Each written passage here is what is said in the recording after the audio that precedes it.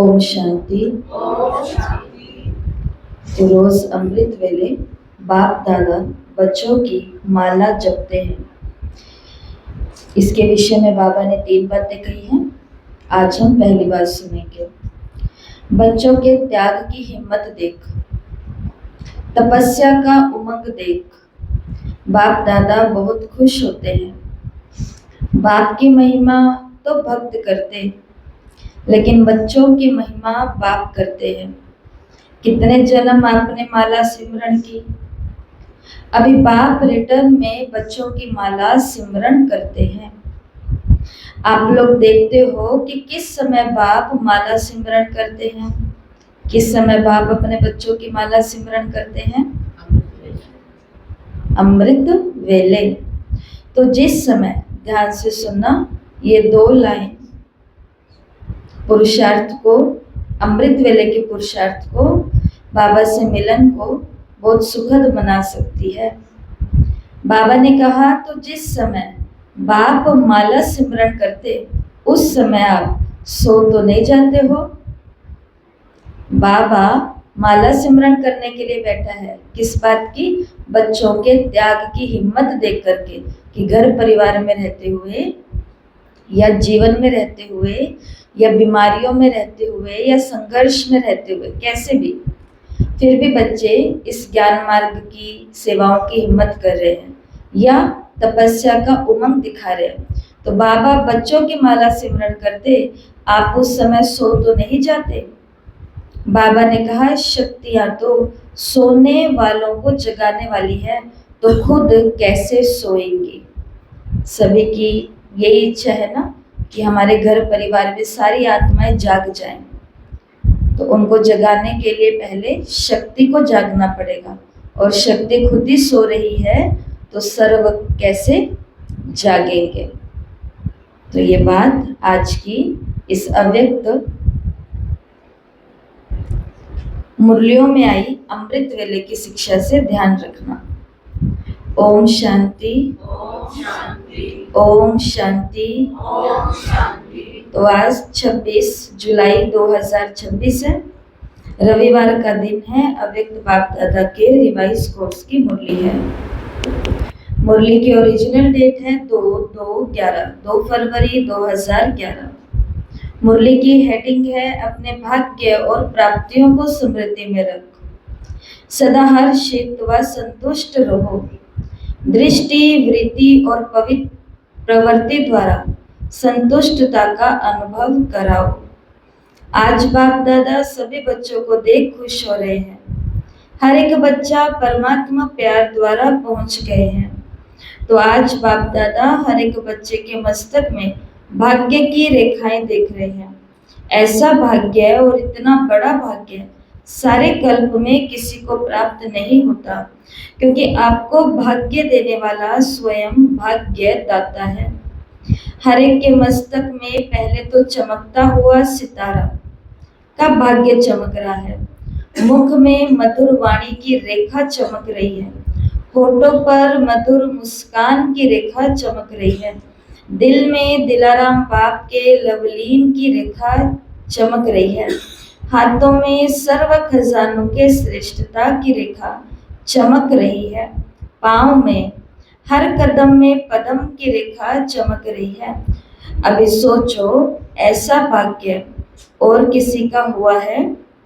इसलिए आपके यादगार चित्रों का भी भाग्य वर्णन होता है। तो ये भाग्य स्वयं भाग्य विधाता ने हर एक बच्चे का बनाया है। बाप दादा हर बच्चे का भाग्य देख हर बच्चे को मुबारक दे रहे हैं। वाह बच्चे वाह। और ये भाग्य संगम युग पर ही मिलता है और चलता है। भाग्य मिलने का समय भी संगम युग, और भाग्य चलना, लॉटरी या टिकट जो भी है वो चलेगी भी, उसका समय भी क्या है? संगम युग पर। ये वाला भाग्य, संगम युग का सुख सब सुखों से श्रेष्ठ है। सत्युग का भाग्य भी संगम के पुरुषार्थ की प्रारब्ध है, इसलिए संगम की प्राप्ति सत्युग की प्रारब्ध से भी ज्यादा है। आप अपने भाग्य में खो जाओ, कुछ भी होता रहे, अपना भाग्य स्मृति में लाओ तो क्या निकलता है? वाह मेरा भाग्य वाह। क्योंकि स्वयं भाग्यदाता आपका बाप है, तो भाग्यदाता द्वारा हर एक को अपना भाग्य मिला है। जानते हो हम इतने भाग्यवान हैं कि कभी कभी जानते हो सदा नशा रहता है। दुनिया वाले तो देख करके पूछते हैं कि आपको क्या मिला है, और आप लोग उत्तर क्या देते हो? पाना था वो पा लिया। पा लिया है, हाथ उठाओ।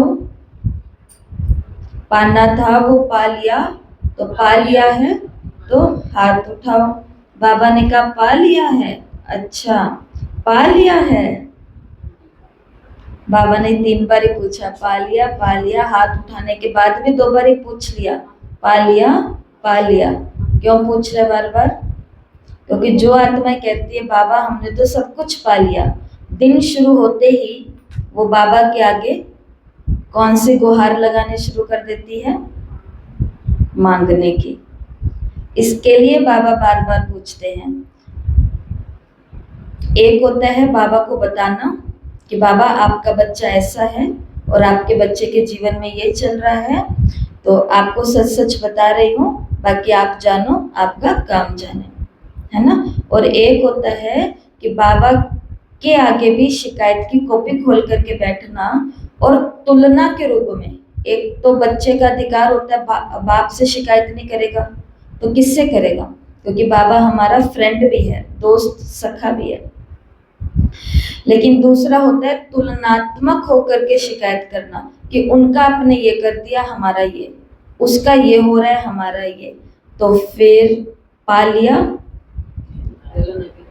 अभी तक पाया नहीं है। क्योंकि जिसने भगवान को पा लिया, जैसे भक्त शिरोमणि गीता मीरा के बारे में बाबा बताते हैं कि जिन्होंने पा लिया होता है उनके भले कुछ भी होता रहे, उनको अपने भाग्य से ऊपर फिर और कुछ भी दिखता नहीं है।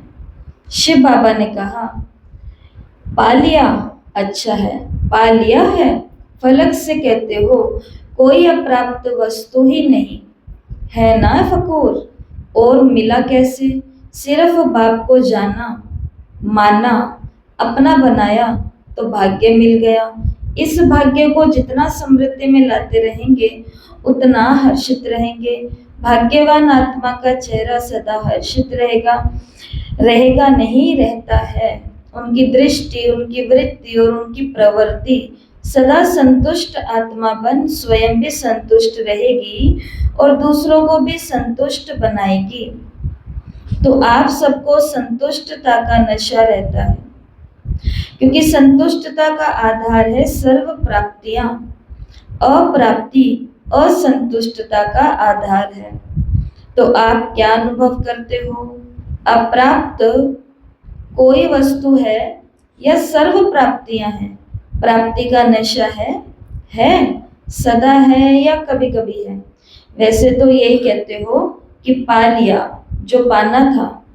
तो जहां सर्व प्राप्तियां हैं वहां असंतुष्टता का नाम नहीं।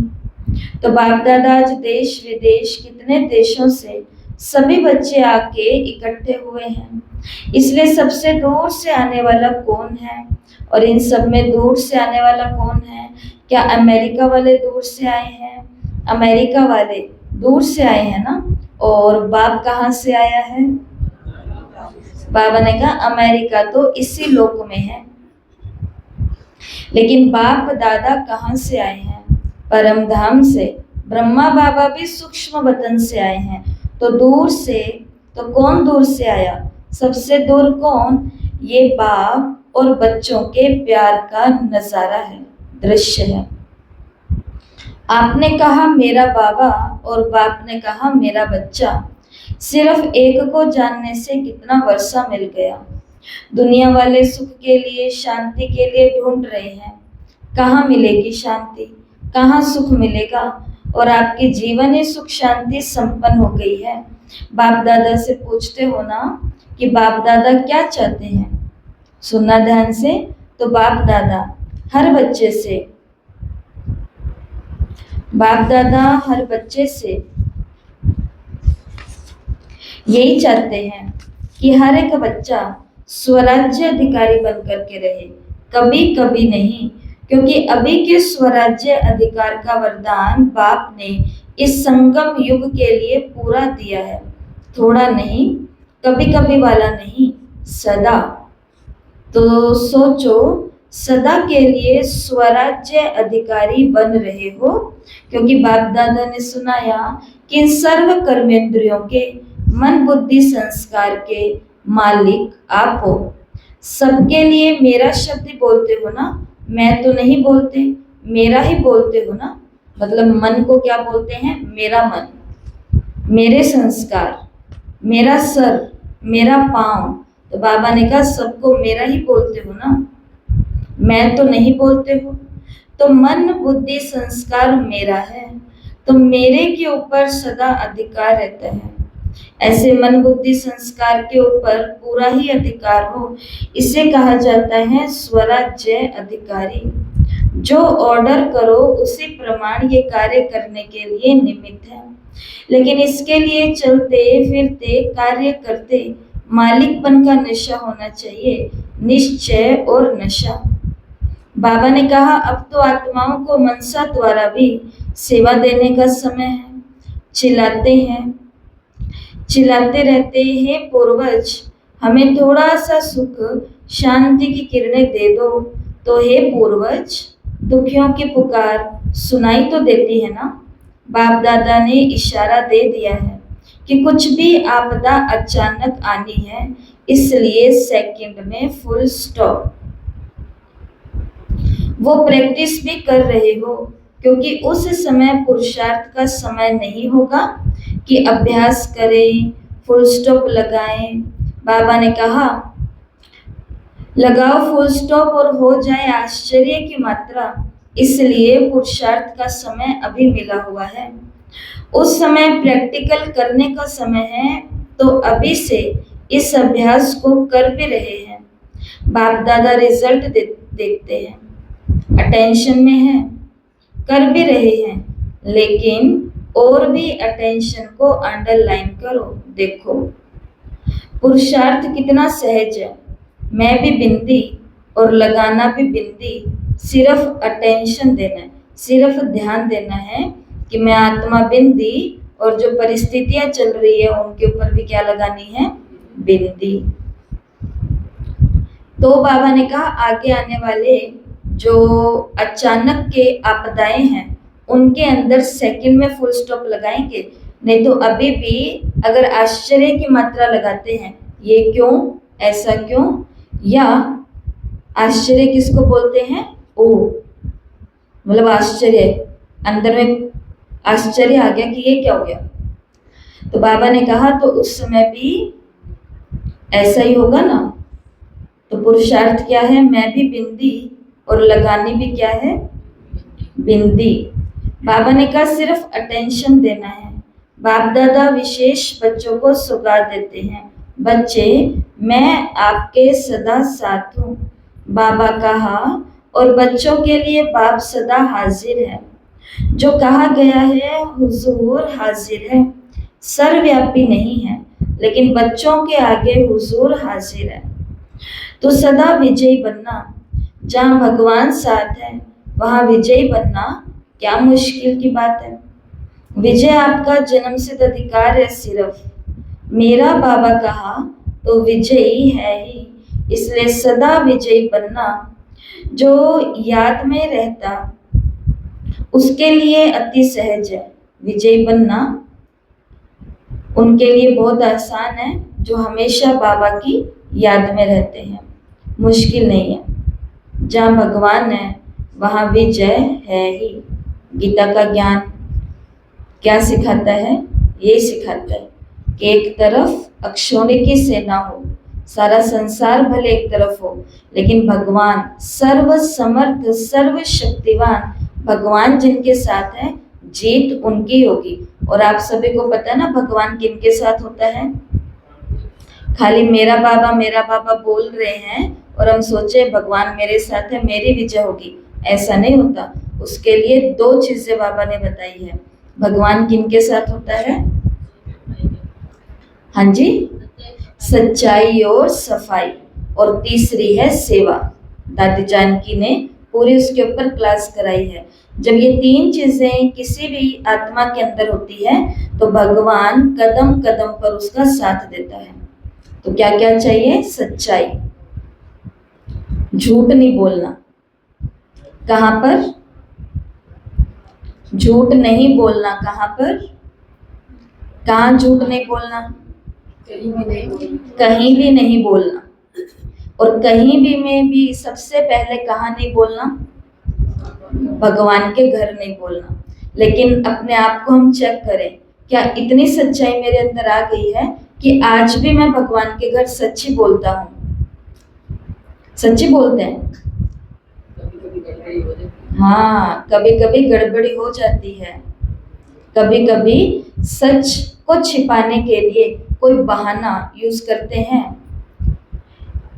कोई ना कोई झूठ यूज करते हैं, या कोई उल्टी तिकड़म चला करके, जिसको युक्ति बोल करके यूज करते हैं। युक्तियां केवल वहां ही यूज होंगी जिस युक्ति से आपका और अनेकों का भला हो रहा हो, और जिस युक्ति से हमारा भला ही नहीं हो रहा वो युक्ति युक्ति नहीं है, वो झूठी है।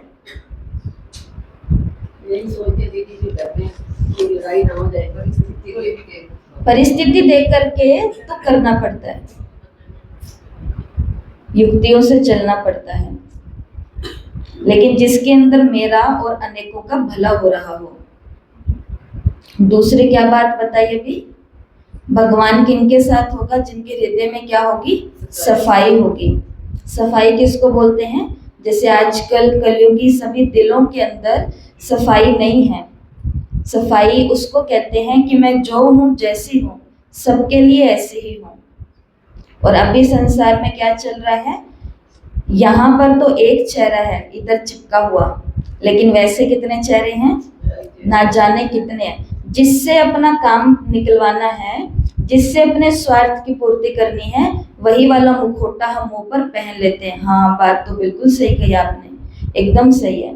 दीदी भी सही है, ये भी सही है, ये भी सही है, ये भी सही है, मैं भी सही हूँ।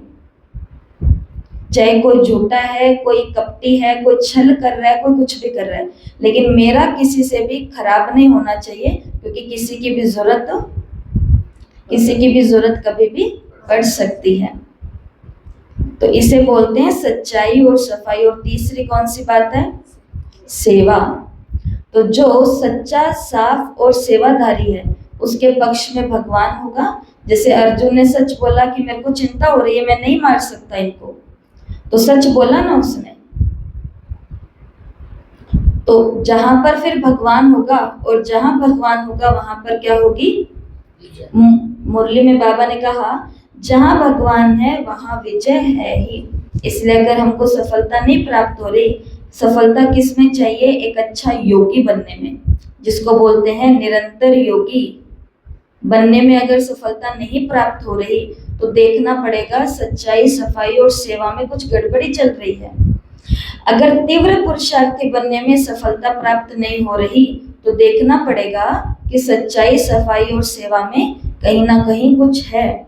इसी प्रकार से जो भी आप सोचना चाहते हैं कि मुझे विजय कहाँ कहाँ चाहिए भगवान के साथ से, शिव बाबा ने कहा तो आज बाप दादा सभी बच्चों को देखकर खुश हो रहे हैं कि कितने स्नेह से और कौन से साधन से आए हैं। ट्रेन में आए हैं, प्लेन में आए हैं, वो तो शरीर के द्वारा पहुंच गए, लेकिन दिल से तो प्यार आपको यहाँ लाया है। हिम्मत आपकी है तो मदद बाप की है ही। अभी बाप दादा यही चाहते हैं कि हर एक बच्चा हर कर्म में अपने स्वराज्य की सीट पर सेट रहे। तो ये है आज की मुरली से बाबा की चाहना कि सभी बच्चे क्या बन जाएं? राजा बन जाएं, स्वराज्याधिकारी बन जाएं, कर्म इंद्रियों का मालिक बन जाएं और अपने विवेक को यूज करें। आज पहली बारी कौन आए हैं वो हाथ उठाओ। बाबा ने कहा खड़े हो जाओ, बहुत है।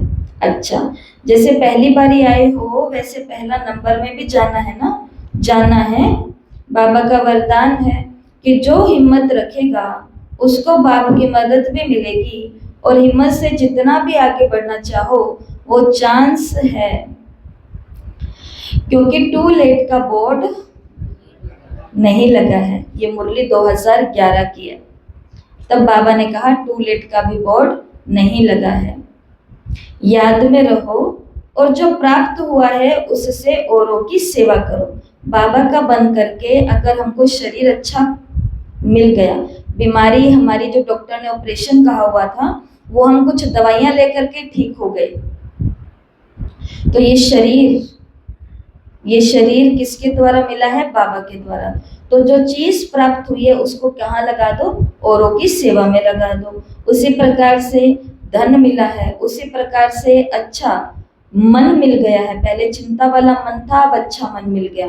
पदार्थ है, गुण है, विशेषताएं हैं। तो बाबा ने कहा एक तो लो दुआएं, एक तो करो बाबा को याद, और दूसरा जो प्राप्ति हुई है उसको औरों की सेवा में लगाओ। जितनी सेवा करेंगे उतनी डैश मिलेगी। क्या मिलेगी? दुआएं मिलेगी, और वो दुआएं आपको आगे बढ़ाती रहेंगी। संदेश देते जाओ, बाकी हर एक की तकदीर है। लेकिन आप संदेश दे दो, पुण्य अपना जमा करते रहो, तो पुण्य आपको आगे बढ़ाता रहेगा। अच्छा, बाप दादा अमृत वेले सभी तरफ चक्र लगाते हैं। उनके लिए चक्र लगाना क्या बड़ी बात है। और बाप दादा ने ये भी कह दिया है कि 4 बजे के मिलन की विशेषता ये भी है कि 4 बजे बाप दादा सभी बच्चों को सहज वरदान देते हैं। वरदान दाता का विशेष पाठ अमृत वेले का होता है। जो भी वरदान चाहिए वो बाप दादा दे देते हैं। ट्रायल करके देखो। जो बाबा से वरदान चाहिए, बाबा ने कहा वो ट्राई करके तो देखो। अमृत वेले बाबा खुद वो वरदान देते हैं। आंखें खोलो। अगर अलर्ट नहीं रहे, बाप दादा चक्र लगा करके चला जाएगा। सुनी बात? अलर्ट नहीं रहे ना, चाहे अमृत वेले चाहे मुरली में, बाबा के लिए इन हजारों सेवा केंद्रों और क्लासों में चक्कर लगाना कोई बड़ी बात नहीं है। लेकिन बाबा ने कहा अगर अलर्ट नहीं रहे तो बाप दादा चक्कर लगा करके चला जाएगा और आप सोचते रह जाएंगे। यही तो हो रहा है। सूरज भाई जी ने क्या बताया कि कोरोना के अंदर कई लोग हैं वो जाग गए कि हमें आध्यात्मिक बनना है, हमें रोज मेडिटेशन करना है, और ऑनलाइन मुरलियों से और ऐसे जुड़े कि वो अभी तक ही जुड़े ही हुए हैं। लेकिन उन्होंने दूसरी बात भी बताई कि कई ब्राह्मण हैं वो क्या हो गए? सुस्त हो गए, ढीले हो गए। तो ये परिस्थितियां आती हैं तो कईयों को चांस दे देती है और कईयों से चांस ले लेती है। कारण क्या है? वो अलर्ट कितना है। जो उस दिन भी आपको कहा था मुरली में, बाबा ने हमें बताया था कि हम उसका महत्व कितना रखते हैं। अगर अमृत वेले का महत्व रखेंगे तो महान बनेंगे, जिसके अंदर आपको सारी बात बताई थी कि अगर सेवा का महत्व रखेंगे कि मुझे ये सेवा दी किसने है और मिली किस लिए है, तो फिर महान बनेंगे। स्थान का महत्व रखेंगे तो महान बनेंगे। संघ का महत्व रखेंगे तो महान बनेंगे। लेकिन अगर अलर्ट ही नहीं रहेंगे तो वो अमृत वेला आएगा भी, चक्कर लगा करके चला भी जाएगा, और वरदाता से हम वरदान नहीं प्राप्त कर पाएंगे। शिव बाबा ने कहा इसलिए अमृत वेले का महत्व देते तो हैं, लेकिन और अटेंशन देना है। बाप दादा ने देखा है कि समय अनुसार सेवा भी बढ़ रही है, और सेवा के कारण बाप से वरदान लेना, उससे दूर रह नहीं सकते। बाकी डबल फॉरेनर्स मेजॉरिटी पुरुषार्थ करते भी हैं, फिर भी अटेंशन को अंडरलाइन करना है। बाकी मधुबन में कैसे भी पहुंच जाते हो, बाप दादा उसकी विशेष सभी बच्चों को मुबारक दे रहे हैं।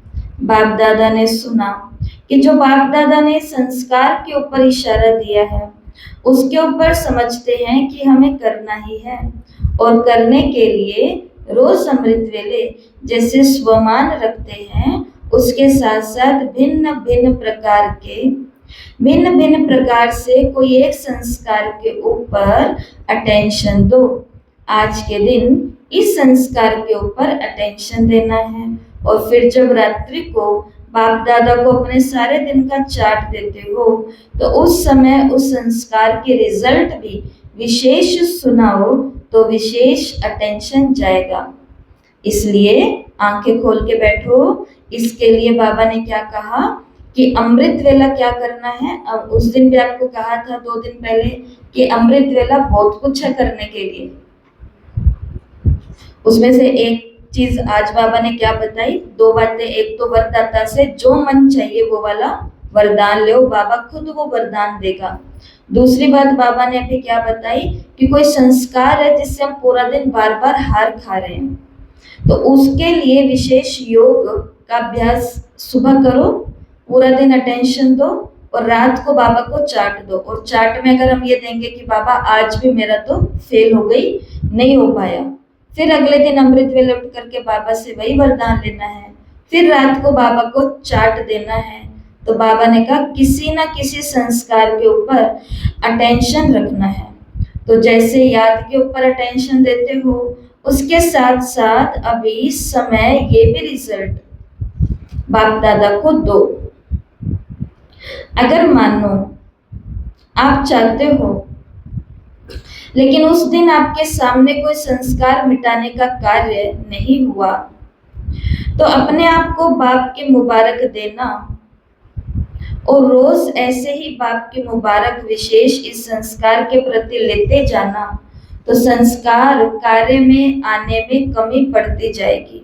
बाबा ने कहा उस दिन हमने अटेंशन दिया और उस दिन वो संस्कार सामने नहीं आया, तो बाबा की तरफ से अपने आप को क्या दो, मुबारक दो।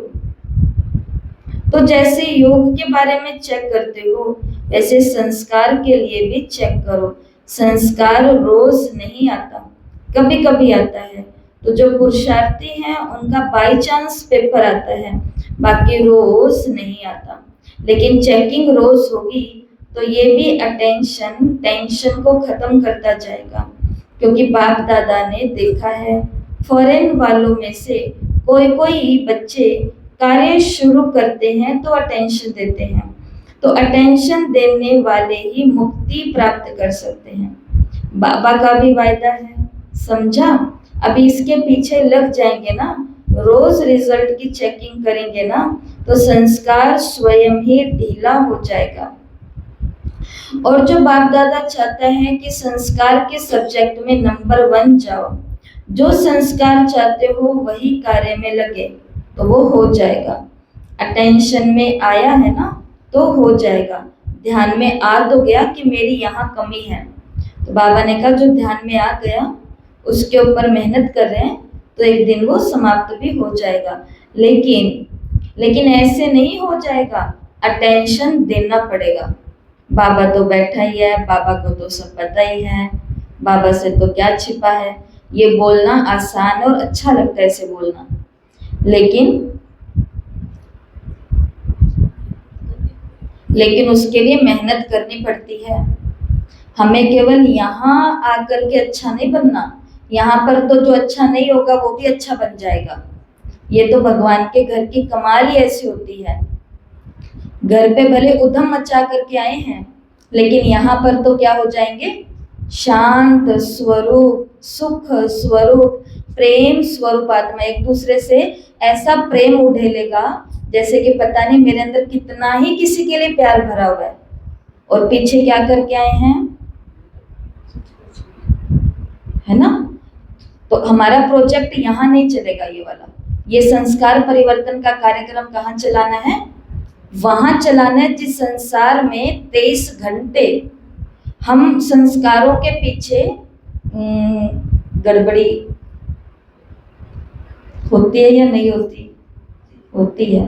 तो बाबा ने ध्यान रखना इस बात का। आज बाबा ने हम सभी बच्चों को क्या कहा, लेकिन ऐसे ही नहीं हो जाएगा, अटेंशन देना पड़ेगा। और ये वाली बात कभी बाबा को नहीं बोलनी कि बाबा मैं कब से योग कर रही हूँ, कब से योग कर रहा हूँ, मेरा ये संस्कार तो बदल ही नहीं रहा। लेकिन उस संस्कार के लिए कितने दिन योग किया मैंने? 1 दिन, 2 दिन, 3 दिन, उसके बाद में किया ही नहीं। तो जब किया ही नहीं तो फिर होएगा कैसे? अटेंशन देना पड़ेगा। संगठन में ही ये संस्कार निकलते हैं। क्यों? आपके चित्रों में जो पूजा करते हैं वो आपके संस्कार कितने अच्छे गाते हैं, तो बने हैं तभी तो गाते हैं, तभी तो वर्णन करते हैं। अपना देवताई चित्र इमर्ज करो, क्या गाते हैं? ऐसे देवता तो बनना है ना, तो अच्छा। बाकी सब डबल विदेशी फॉरेनर्स, बाकी सभी डबल विदेशी पुरुषार्थ में सफलता का अनुभव करते रहते हैं ना? बाबा ने पूछा, करते हैं? हाथ उठाओ जो सफलता का अनुभव करते हैं। बाबा ने कहा वाह, हाथ तो ऊंचे उठा रहे हैं। तो लक्ष्य रखेंगे, अभी इसके पीछे अटेंशन भी देना है, इसमें भी नंबर लेना है। तो सेवा में तो सफलता मिल रही है, बाबा ने कहा वाह किया बाबा ने, लेकिन अभी संस्कारों में भी अपना नंबर आगे लेना है। तो आपको देख औरों को भी उमंग आएगा, क्योंकि आप निमित्त है ना, और निमित्त वालों को बाप दादा की विशेष मदद भी मिलती है। बाकी बाबा खुश है कि सेंटर्स वृद्धि को पा रहे हैं, पुरुषार्थ की तरफ अटेंशन है, लेकिन अभी परिवर्तन के निमित्त बनने वाले बनो तो आपको देख औरों को भी परिवर्तन शक्ति का उमंग आएगा।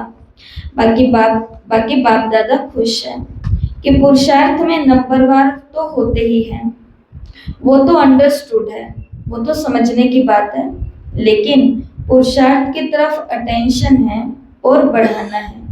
बाकी बाप दादा को रोज याद प्यार तो मिलती रहती है। देखो, घर बैठे भी बाप दादा की याद प्यार एक दिन भी मिस नहीं होती। मधुबन नहीं जाना पड़ता हमें रोज ये याद प्यार लेने के लिए। घर बैठे, माना अपने क्षेत्र में बैठे बैठे बाबा की याद प्यार एक दिन भी मिस नहीं होती, अगर रोज विधि पूर्वक मुरली पढ़ते हैं तो। अंडरलाइन करना इस बात को, विधि पूर्वक जो मुरली रोज पढ़ेगा उसको बाबा की रोज याद और प्यार भी मिलेगा। एक दिन भी याद प्यार मिस नहीं करते, मिलती है ना? मिलती है, रोज याद प्यार मिलती है, सभी को मिलती है। ये तो बाप दादा के प्यार की निशानी है। मुरली मिस तो याद प्यार भी मिस। सिर्फ मुरली नहीं मिस की, लेकिन बाप दादा का याद प्यार वरदान सब मिस कर दिया। मुरली तो पढ़ भी लेंगे, मुरली तो घर पे, आज तो ये तो 11 की मुरली है, तब पीस ऑफ माइंड उस समय आए थे 19 सालों में। तो बाबा ने कहा मुरली तो घर पे पढ़ लेंगे, लेकिन जो टाइम फिक्स है बाप दादा की याद प्यार लेने का, वो तो मिस हो गया ना। इकट्ठा बाबा सबको याद प्यार दे रहा था, 7 बजे, 7:30 बजे, 8 बजे, वो तो मिस हो गया। तो उमंग है, इस पर भी बाप दादा खुश है। तो मुरली क्लास में आने का भी क्या चाहिए? उमंग चाहिए। मुरली तक पहुंचने के लिए भी क्या चाहिए? उमंग चाहिए। बिना उमंग के मुरली तक भी नहीं पहुंचा जा सकता है। अच्छा, मुरली मिस करने वाले हैं? कोई है जो मुरली मिस करता है? अगर आप शहर से बाहर जाते हो, यहाँ तो हनुमानगढ़ है, तब तो रोज क्लास में आएंगे ही या अपने अपने स्थान पर जाएंगे ही, लेकिन बाहर जाते हैं तो मुरली मिस करते हैं। हाँ, मोबाइल पे सुन लेते हैं, पढ़ लेते हैं, मिस तो नहीं करते ना।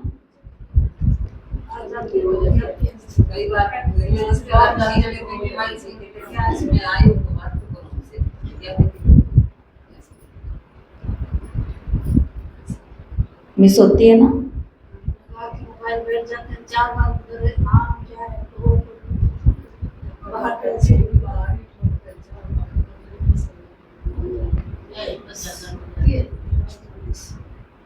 बाबा ने कहा अच्छा, मुरली मिस करने वाले हैं, डबल फॉरेनर्स में हैं, कोई है जो मुरली मिस करता है?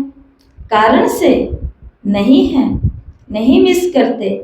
एक ने हाथ उठाया, इतनी बड़ी सभा ने सभा में एक बच्चे ने हाथ उठाया कि बाबा मैं मुरली मिस करता। अभी मिस नहीं करना, मुरली मिस नहीं करना, चाहे फोन द्वारा सुनो, पढ़ नहीं सकते हो तो कैसे भी सुनो। बाहर चले गए, शादी ब्याह कोई भी ऊपर नीचे बातें जो भी परिवारों में होती है, जाना पड़ेगा परिवार वालों को तो परिवार में। लेकिन कोशिश शब्द तो बाबा ने कहा ही नहीं। बाबा ने तो कहा है मुरली सुन लो लेकिन मिस नहीं करो, कैसे भी करके सुनो, जरूर हाजिरी जरूर लगाओ। अच्छा, बाकी जो भी सभा में आए हैं, नए भी हैं पुराने भी हैं, ये पक्का पक्का पक्का नोट करो, मुरली मिस नहीं करेंगे। अभी मैं पूछ लेती हूँ, कभी कभी आप मुरली में क्यों नहीं आए? तो आगे से बोलते हैं तो बड़ा ही अजीब सा लगता है। जो बाबा ने कारण शब्द भी पूछ लिया कि कोई कारण है, डॉक्टर ने बेड रेस्ट कह दिया, 1 महीना बेड रेस्ट है, तो उस समय अपने घरों की जंजीरें तोड़ करके मुरली सुनने के लिए नहीं आना है। कारण क्या देते हैं? रात को नींद पूरी नहीं हुई, इसके लिए मुरली में नहीं आए। तो हम कभी कभी सोचते हैं, सोच ही लेते हैं क्या करें जब रोज एक ही बहाना देते हैं। तो कभी कभी क्या सोचते हैं कि सिर्फ 1 घंटा मुरली वाला सो करके हमारी पूरी नींद पूरी हो जाएगी। उसके बजाय आकर के पहले मुरली वाला हम अपनी प्राप्तियां ले लें, घर जा करके फिर सो जाओ। उस दिन नाश्ता मत करो, उस दिन सो जाओ, पर नाश्ता भी मिस नहीं करेंगे। और कारण क्या देते हैं? सुबह आंख नहीं खुली, क्योंकि बाबा को बोल के नहीं सोए तो आंख कैसे खुलती। और क्या कारण देते हैं? मेहमान आ गए इसलिए नहीं आ पाए। मेहमान आ गए तो मेहमान घर क्यों है? हम उनको सारा दिन ज्ञान सुनाते हैं, हमारी माताओं के घर मेहमान आते हैं, वो मेहमानों को भी उठा के ले आती है। मम्मा का सबने सुना हुआ है ना कि वो वीआईपी आए हुए थे और रात को 12 तक बच गए थे। मम्मा उनके साथ ज्ञान की चर्चा उनको समझा रहे थे। फिर बाद में मम्मा सोने के लिए गए, 2 बजे मम्मा फिर से उठ गए, योग के लिए जाने लगे। तो दीदी ने आकर के उनसे कहा कि भाई मम्मा आप तो सोए ही बहुत देरी से हो, तो आज थोड़ा लेट कर लेना, रहने दो। तो मम्मा ने क्या बोला आगे, याद है सभी को? मम्मा ने कहा 10 तो बस होना चाहिए था। पहले तो 10 बस नहीं हुआ, रात को 10 बजे तक बस हो जाना चाहिए था, बाबा ने कहा हुआ है। लेकिन वो सेवा के चलते मैं 10 बजे नहीं 12 बजे सोई, तो एक तो श्रीमत का मैंने उल्लंघन कर ही दिया। और अब सुबह अमृत वेला भी मैं ना करूं उस एक के खंडन के कारण, तो फिर ये दूसरी श्रीमत का भी मैं क्या कर दूंगी? उल्लंघन कर दूंगी, है ना? तो ऐसा, इसके लिए आज का ये पूरा पहरा मुरली के लिए ही चला है, क्योंकि चलते चलते मुरली को भी हम हल्के में ले लेते हैं। तो ये पक्का पक्का पक्का नोट करो, मुरली मिस नहीं करनी, क्योंकि बाप रोज परम धाम से आते हैं। कितना दूर से आते हैं? बच्चों के लिए ही आते हैं ना। जैसे बाप मुरली मिस नहीं करते, ऐसे बच्चों को भी मुरली मिस नहीं करनी। और इसके पीछे एक साइकोलॉजी है। क्यों बाबा बार बार कहते हैं, अर्थात दीदियां भी क्यों बार बार कहती हैं मुरली मिस ना करो? उसके पीछे ये तो कारण है ही है कि मुरली मिस तो उमंग में मिस हो जाएगा। उसके पीछे और भी कई सारे कारण है। एक बहुत बड़ा कारण ये है कि भगवान के ये घर किस लिए खुले हैं? सेवाओं के लिए खुले हैं, जन कल्याण के लिए, मानव सेवा के लिए खुले हैं। तो अगर सभी लोग यहाँ से कोर्स कर करके 2-3 साल बढ़िया मुरली को समझ करके अपने अपने घरों में बैठ करके मुरली सुनने लग जाएंगे, तो सेवा केंद्रों को कौन चलाएगा? भगवान ने हमको मुरलियां सुना सुना के, कोर्स करा करा के इसलिए थोड़ी ना सुखी बनाया था कि उसके घर को भी ना संभाले हम। आएंगे नहीं तो कर्मणा सेवा कैसे करेंगे? घर बैठे कर लेंगे, घर बैठे तो घर के काम किए जाते हैं। आएंगे नहीं तो धन की सेवा कैसे करेंगे? भंडारे में क्या डालोगे, भंडारी में क्या डालोगे? कम से कम रोज आते हैं तो कई सेंटर पर आने वालों के ये नियम होते हैं। रोज आएंगे तो अपने साथ में मुट्ठी में लेकर के आते हैं, जाएंगे और जाते ही पहले भंडारे में डाला। ये हो गया हमारा आज की पढ़ाई की फीस, या आज की पढ़ाई का हमारा बाबा को रिटर्न इतने में ही कि भाई मैं आई हूँ, वो मुझे लाया, तो मेरे आने से कोई यज्ञ को तो फायदा होना चाहिए। कई हैं जो अंदर आते ही बाबा को ओम शांति करते ही अपना झाड़ू पोछा उठा के इधर उधर घूमने लग जाते हैं कि मैं आई हूं तो बाबा के घर को, जैसे वो कौन थी, शबरी, जो राम के आने से पहले ही सब साफ रखती थी। बाबा के आने से पहले ही बाबा का घर एकदम अच्छा होना चाहिए, और उसमें अगर मेरा हिस्सा होगा तो बाबा मेरे लिए वाह वाह नहीं करेगा, क्या करेगा। उसी प्रकार से जो आते हैं, अगर 20 लोग आएंगे तो 20 को देख करके 21वें को संकल्प तो आएगा कि ये भी रोज रोज जाते हैं, मैं भी जाऊं। लेकिन अगर सारे ही नहीं जाएंगे तो ना भंडारा, ना भंडारी, ना कर्मणा सेवा, ना संगठन की सेवा, और फिर दीदियां किससे उम्मीद करेगी कि ये जन का कल्याण कर देंगे। इसके लिए मुरली, केवल मुरली सुनने के लिए नहीं ये क्लास है। मुरली में आना मतलब कि उस 1 घंटे के अंदर कई सारे कमाल करके चले जाना। समझते हो ना इन बातों को। तो इसके लिए बाबा ने पक्का पक्का और पक्का नोट करने के लिए कहा है कि मुरली मिस नहीं करनी है। अभी जो मधुबन में आता है ना, तो जैसे फॉर्म भरते हैं उसमें भी लिखो कि मुरली रोज सुनी या कितने मास किया, मंजूर है। और यही बाबा के आज्ञा अनुसार ये हुआ है। आपका भी जो फॉर्म जाता है मधुबन, उसके अंदर तीनों बातें हमें लिखनी होती है। मुरली, ब्रह्मचर्य और खान पान की शुद्धता है क्या, जिसको मैं लेकर के आ रही हूँ, और है तो कितने महीने से है, कितने साल से है। तो बाबा ने कहा मंजूर है। जिसको मंजूर है वो हाथ उठाओ कि भाई मेरा मधुबन में फॉर्म जाएगा तो उसमें लिखा जाएगा कि मैंने मुरली कितने दिन मिस की या कितने दिन सुनी। मंजूर है? मंजूर है। मधुबन वाले भी हाथ उठाओ, किसी भी कारण से मुरली मिस नहीं करनी। जैसे खाना नहीं मिस करते हो ना, रोटी को मिस होती है। मेहमान आते हैं तो हम कहते हैं मेहमान आगे क्या करे, आज तो खाना ही नहीं खाने का टाइम मिला। उस दिन तो क्या होता है, ज्यादा वैरायटी करते हैं। तो बाबा ने कहा जैसे खाना मिस नहीं करते हो ना, तो ये भी तो भोजन है, वो शरीर का भोजन है, ये आत्मा का भोजन है। अच्छा लगा? जो नए आए हैं, आने को तो मिला है ना, उन्हों को भी ये नियम पालन करना है। जैसे और नियम है वैसे ये भी एक नियम है। रोज मुरली में आना ये हमारी चॉइस नहीं है। मन किया तो गए, नहीं मन किया तो नहीं करे। ये हमारी मन मर्जी की बात नहीं है, ये ब्राह्मणों का नियम है। अमृत वेला चॉइस नहीं है, नियम है। भोजन की शुद्धि चॉइस नहीं है, ये हमारा नियम है। और सेवा मन मर्जी वाली नहीं है, सेवा भी वास्तव में हमारा नियम है। लेकिन बहनें जोर जबरदस्ती नहीं कर सकती, वरना वो बहनों के दुश्मन बन जाते हैं।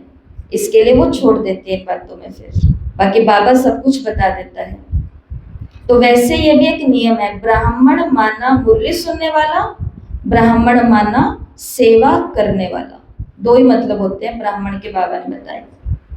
अभी सभी तरफ के बच्चों को बाप दादा याद प्यार के साथ मुबारक भी दे रहे हैं। सदा उमंग उत्साह में आगे बढ़ भी रहे हो और बढ़ते रहना। कभी अपना उमंग उत्साह किसी भी कारण से, किसी भी बात से कम नहीं करना। बात हो जाती है, लेकिन पुरुषार्थ और बाप का प्यार वो अपना है। इसलिए कभी भी अपने बुद्धि को बाप के बिना और कोई काम और कोई बात में बिजी नहीं करना। बाप और बाप की मुरली और बाप के द्वारा मिली हुई सर्विस, वो सर्विस करते रहना। अच्छा, अभी क्या कहें, साथ तो रहना है ना, तो छुट्टी लेते हैं। ये भी नहीं कह सकते, साथ रहेंगे, साथ चलेंगे और साथ ही आएंगे। अच्छा, अभी समाप्ति। तो सभी प्यारे बाबा को याद प्यार देंगे। हम रूहानी बच्चों की, रूहानी माता पिता बाप दादा को याद प्यार, नमस्ते, गुड मॉर्निंग, ओम शांति। शुक्रिया बाबा, शुक्रिया। आज बाबा ने हम सभी को वरदान दिया शक्ति रूप की समृद्धि द्वारा पतित संस्कारों का नाश करने वाले काली रूप भव। शक्ति रूप की समृद्धि द्वारा पतित संस्कारों का नाश करने वाले काली रूप भव। बाबा ने कहा सदा अपना ये स्वरूप समृद्धि में रहे। मैं सर्व शस्त्रधारी शक्ति हूँ। मुझ पतित पावनी पर कोई पतित आत्मा की नजर की परछाई भी नहीं पड़ सकती। पतित आत्मा के पतित संकल्प भी चल ना सके, ऐसी अपनी ब्रेक पावरफुल चाहिए। समझा बाबा ने क्या कहा? किसी पतित आत्मा की नजर की परछाई भी मेरे ऊपर नहीं पड़ सकती, इतनी सर्व शस्त्रधारी शक्ति स्वरूपा हूं मैं। और दूसरा, किसी पतित आत्मा का पतित संकल्प भी मेरे लिए नहीं चल सकता, इतनी शस्त्रधारी शक्ति स्वरूपा हूं मैं। यदि किसी पतित आत्मा का प्रभाव पड़ता है तो इसका अर्थ है कि आप प्रभावशाली नहीं हो। जो स्वयं संहारी है वो कभी किसी का शिकार नहीं बन सकती।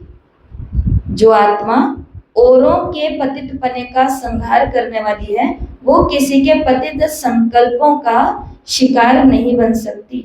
मैं ऐसा, तो बाबा ने कहा ऐसा काली रूप बनो जो कोई भी आपके सामने ऐसा संकल्प भी करे तो उसका संकल्प मूर्छित हो जाए। देवियों के आगे जाके कोई उनके लिए पतित और विकारी संकल्प कर सकता है क्या? नहीं कर सकता। तो ब्रह्मा कुमारी बहनों को बाबा ने यही ट्रेनिंग दी है कि अपना स्वरूप इतना शक्तिशाली और काली रूप वाला बना के रखो कि किसी का पतित संकल्प भी आप तक ना आए। वो संकल्प उधर से ही मूर्छित, घर पे वो कितना भी कुछ बोले लेकिन सामने आते ही उनके संकल्प ही खत्म हो जाए। इसका मतलब है कि हम प्रभावशाली हैं और जो स्वयं संहारी हैं वो किसी और के शिकार नहीं बन सकते। स्लोगन है रॉयल रूप की इच्छा का स्वरूप नाम, मान और शान है। रॉयल रूप की इच्छा का स्वरूप नाम, मान और शान है। और ये है आज के अव्यक्त इशारे। सारथी अर्थात आत्माभिमानी, क्योंकि आत्मा ही सारथी है। ब्रह्मा बाप ने इस विधि से नंबर 1 की सिद्धि को प्राप्त किया, तो फॉलो फादर करो। जैसे बाप देह को अधीन कर प्रवेश होते हैं अर्थात सारथी बनते हैं, देह के अधीन नहीं होते, इससे इसलिए न्यारे और प्यारे हैं। ऐसे ही आप सभी ब्राह्मण आत्माएं भी बाप समान सारथी की स्थिति में रहो। सारथी स्वतः ही साक्षी हो, कुछ भी करेंगे, देखेंगे, सुनेंगे और सब कुछ करते हुए भी माया की लेप छेप से निर्लिप्त रहेंगे। जिसके लिए हम सबको ये कहते हैं कि हम लोग भी इसी दुनिया में रहते हैं, हमारे लिए दुनिया अलग नहीं है। जो केमिकल वाली चीजें या पेस्टिसाइड वाली चीजें आप लोग खाते हैं वही ये लोग खाते हैं। तो दुनिया अलग नहीं है, लोगों की दृष्टिवृत्ति अलग नहीं है, बातें, समस्याएं, परिस्थितियां अलग नहीं है। लेकिन कौन सी चीज है जो हमें इसके लेप छेप से निर्लिप्त रख देती है? वो है कि मैं आत्मा सारथी हूँ, साक्षी होकर के सब कुछ कर रही हूँ, देख रही हूँ, सुन रही हूँ, तो फिर प्रभाव से मुक्त रहेंगे। और आज का स्वमान है मैं सर्व शस्त्रधारी शक्ति हूँ। मैं सर्व शस्त्रधारी शक्ति हूँ। तो सभी शक्तियों के शस्त्र मैंने धारण किए हुए हैं। ओम शांति।